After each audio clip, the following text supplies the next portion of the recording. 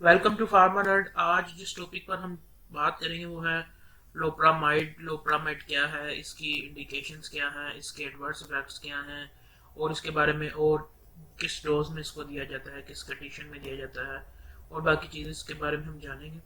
अगर आपने अभी तक मेरे चैनल को सब्सक्राइब नहीं किया तो मेरे चैनल को सब्सक्राइब करें और रेगुलर नोटिफिकेशंस के लिए बेल आइकन पर क्लिक करें। इससे पहले मैंने local anaesthetic, general anaesthetic, pre medication anaesthetic agents, opioid analgesics और एनसेड्स के ऊपर वीडियो बनाई है। अगर आपने वो नहीं देखी तो आप प्लेलिस्ट में जाकर वीडियोस को देख सकते हैं।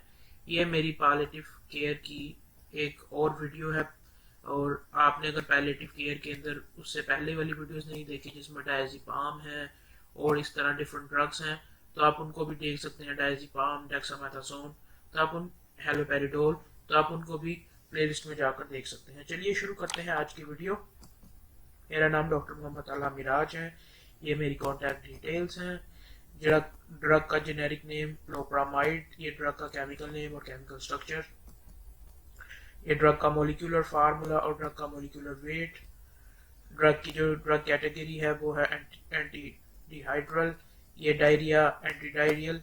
तो ये जो डायरिया जब पेशेंट्स को होता है तो उस केस के अंदर इसको देते हैं एंटी डायरियल। इसकी ड्रग कैटेगरी है। इसका मोलिकुलर फार्मूला है C29H33Clno2O2 और मोलिकुलर वेट 477 ग्राम पर मोल। अब बात करते हैं इसकी डिस्क्रिप्शन की। तो लोप्रामाइड जो है वो एक सिंथेटिक एजेंट है जो कि केमिकली रिलेटेड है ओपियाइड से, और इसकी कुछ एंटी डायरियल प्रॉपर्टीज भी हैं।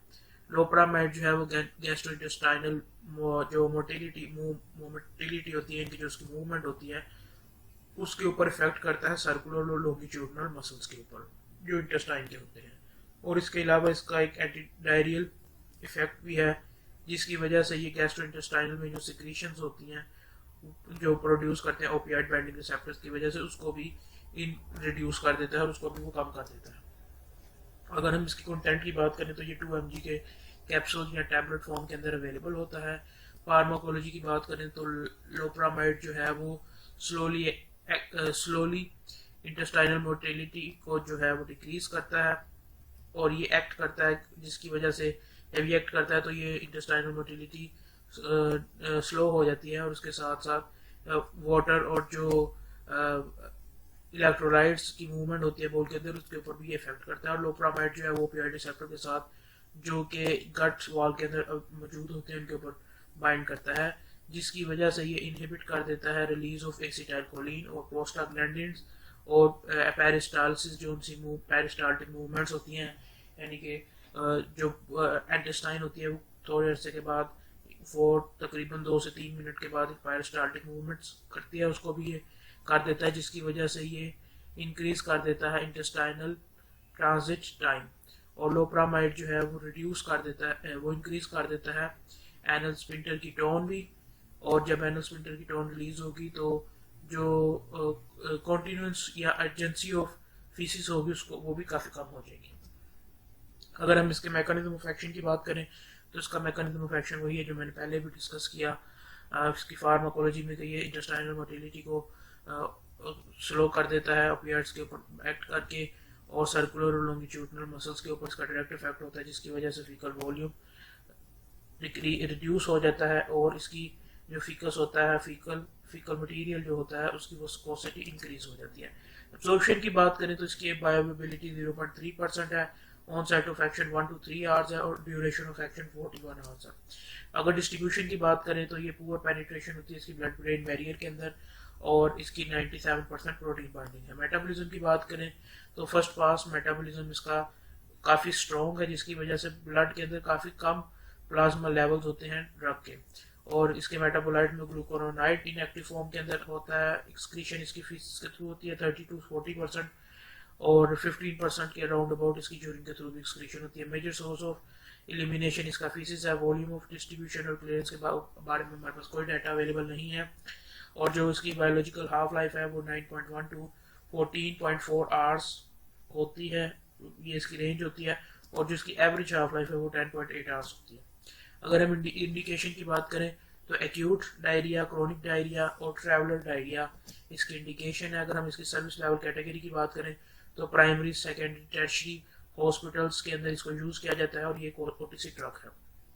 अब बात करते हैं हम डोजेज की। तो एक्यूट डायरिया के अंदर इनिशियली 4 mg या 2 कैप्सूल्स जो है वो इनिशियली दिए जाते हैं और उसके बाद 2 mg की डोज दी जाती है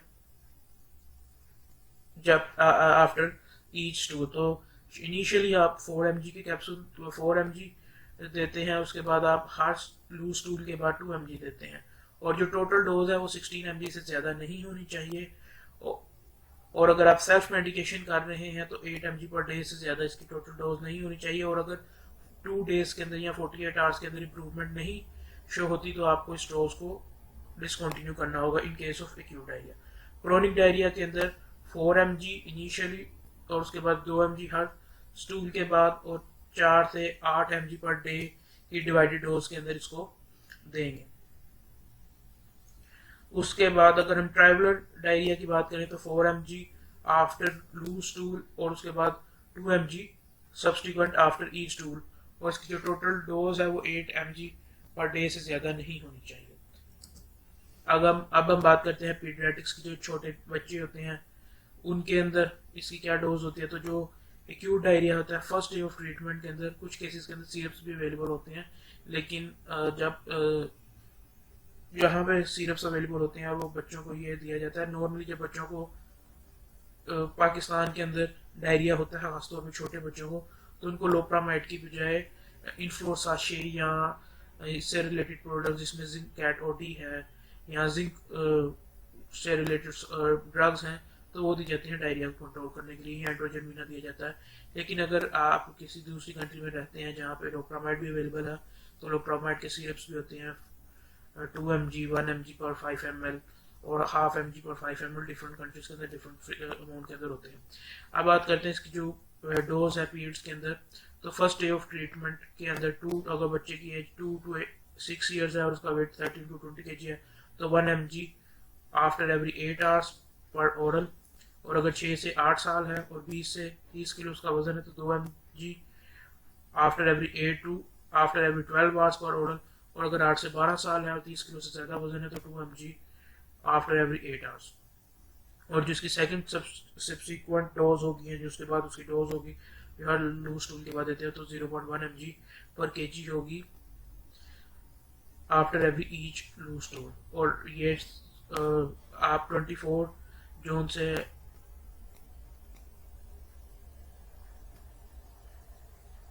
और ये जो इसकी डोज है ये रिकमेंडेड नहीं की जाती, एक्सीड डोज नहीं होनी चाहिए 24 आवर में। In case of chronic diarrhoea तो क्रोनिक डायरिया के अंदर 0.08 to 0.24 mg पर kg per day divided dose के अंदर जाएगा after every 8 to 12 hours after every 8 hours 12 hours.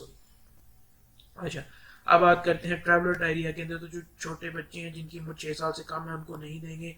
और अगर किसी बच्चे की एज 6 से 8 साल है तो 2 mg देंगे आफ्टर फर्स्ट लूज टूल और उसके बाद 1 mg देंगे सब्सिक्वेंट आफ्टर ईच टूल। और जो टोटल डोज है वो 4 mg से ज़्यादा नहीं होनी चाहिए। अगर 8 to 12 आवर्स है तो 2 mg after first loose stool और उसके बाद 1 mg देंगे सब्सिक्वेंट आफ्टर सब्सिक्वेंट टूल, यानी कि उसके बाद जो नेक्स्ट टूल होगा उसके अंदर हम 1 mg देंगे। उसकी total dose 6 mg per day से ज़्यादा नहीं होनी चाहिए। और अगर बच्चे की पेशेंट की उम्र 12 ईयर से ज़्यादा है तो 4 mg फर्स्ट टूल और 2 mg देंगे सब्सिक्वेंट टूल में। और इसकी टोटल डोज है वो 8 mg पर डे से ज़्यादा नहीं होनी चाहिए। इसकी डोजेज थी। स्टेबिलिटी की बात करें तो रूम टेम्परेचर के अंदर ये स्टेबल है। काउंटर इंडिकेशंस की बात करें तो 2 ईयर से कम बच्चे को नहीं देते जिसकी एज 2 ईयर से कम हो। एब्डोमिनल पेन विदाउट डायरिया उस केस के अंदर भी नहीं देते। उसके अलावा जो पेशेंट है जिनको कॉन्स्टिपेशन अवॉइड करनी चाहिए उनको भी नहीं देते क्योंकि इससे कॉन्स्टिपेशन भी हो सकती है।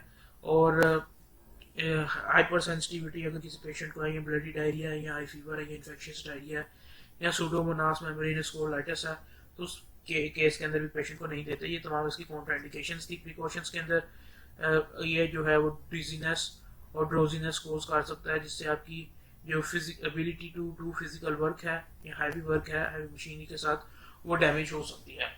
अगर हाइपर सेंसिटिविटी रिएक्शंस भी हो सकते हैं including anaphylactic shock, urticaria, rashes, toxic epidermal necrolysis, और अगर किसी पेशेंट के अंदर 28 आवर्स के अंदर इसका इफेक्ट शो नहीं होता तो इसको डिसकंटिन्यू भी किया जा सकता है, इससे पहले कि एब्डोमिनल स्वेलिंग या सिम्टम्स वर्स हो।